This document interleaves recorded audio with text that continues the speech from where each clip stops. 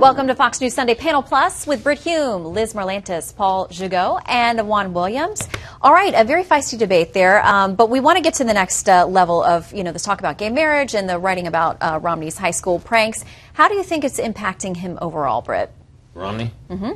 Well, what it seems to me from looking at the public opinion polls is that all that's happened really in this race since the Republican primary season effectively ended is that Romney has gradually risen in the polls to where the best of the polls that are out there now, those of likely voters with significant samples, show the race either tied or Romney ahead. And my sense of that is that's in a way surprising. I mean, Romney came through this primary season, he took a battering, and he ought to be at kind of low ebb, but he's rising. And the president seems to be stuck in about the same place he was, burdened, I think, by a record that is hard to run on, and it will be the dominant factor in the fall. I think the race will end up being about the president, not about Romney, although the Democrats and their friends at places like the Washington Post will try to make it as much as possible about Romney and who and what he is. But I don't think that will work. I think the race will end up being a referendum on the president, and I think that Romney emerges in the eyes of most people who may be offended by the Obama record as someone who would be an acceptable, plausible alternative. I don't think you need Ronald Reagan or Abraham Lincoln to beat this president. Do you think that the coalescing of the Republican field now behind Romney is part of the reason that, now that you have one nominee head-to-head with the president, that he's rising in the polls? Two quick poll numbers worth citing. In the Battleground poll, which is a very good poll, large sample, likely voters, done by one Republican, one Democratic pollster, Romney now stands at 91% support among Republicans. Now, remember all the talk about the doubts about whether the party would rally behind him and significant elements of it would not be satisfied with him. He's at 91%. He's also plus 10 with independents. Plus 10 with independents is a pretty sizable margin.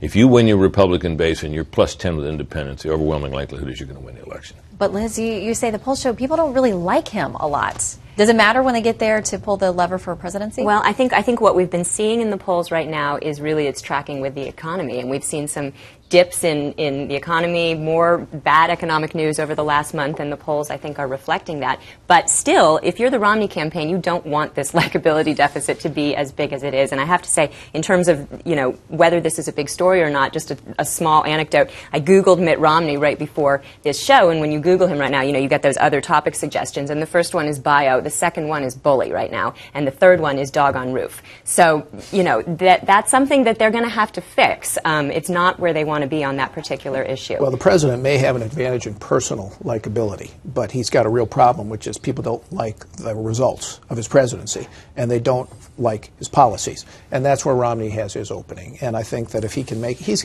Romney may not be the most charming guy, but basically he doesn't have to run on that. He needs to make himself be a plausible alternative in president. And I think he's been doing that pretty well. He hasn't made a lot of mistakes. He's basically putting together his agenda. His team has been organized and on point.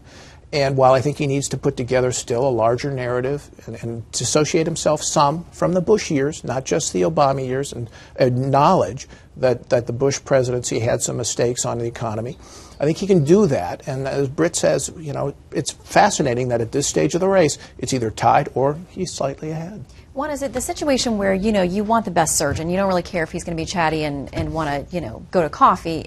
You want somebody you think is going to be the best expert.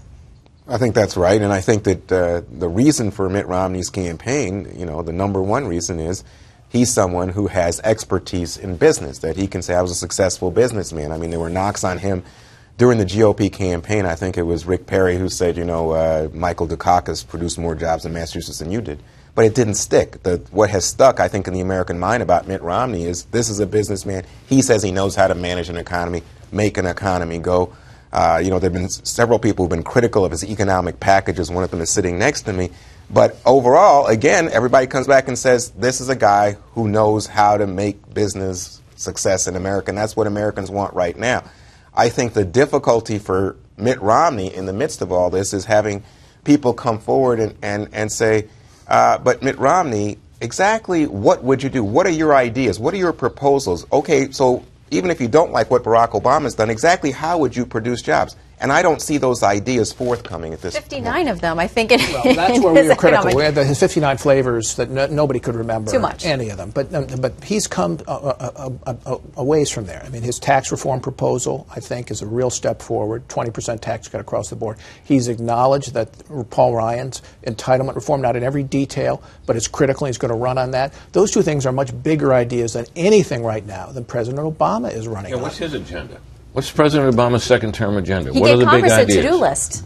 I know, but it was a bunch of You're cats and not dogs. feeling it? I mean, has he got a big plan for He's not feeling it. Britt's not feeling it. All right, panel, thank you very much. And please check in with us throughout the week at foxnewssunday.com. We'll see you next Sunday. Chris Wallace will return.